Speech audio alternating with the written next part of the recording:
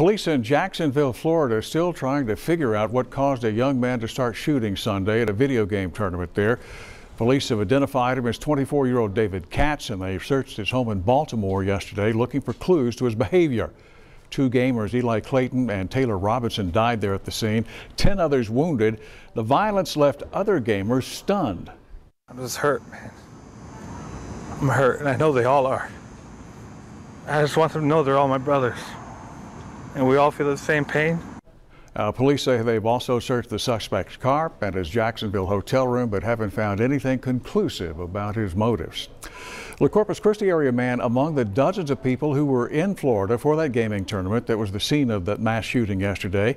Now, Chris 6 News anchor Priscilla Torres spoke with him over the phone about what he experienced. I've never thought like this would happen. Ryan, who doesn't want his last name used or his face shown, says he's still shaken up. He says the shooting was set off by a game of Madden when the gunman lost and became angry. I mean, it was just very scary, and I don't wish this upon anybody because it's not a good feeling. Ryan says he was one of just 120 players from across the country at this event. He was competing when he recalls hearing loud pops, then people start running past him.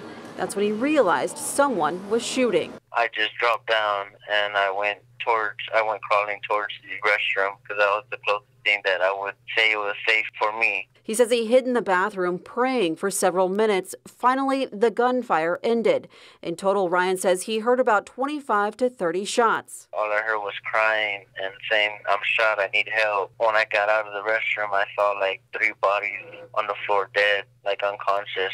Ryan left Jacksonville and grabbed the first flight back home and has since found out 2 of his friends were killed and another shot. It's going to take, I don't know how long for me to get this out of my mind, but I just don't hope anyone goes through this because it was a very scary moment. Priscilla Torres, Chris 6 News.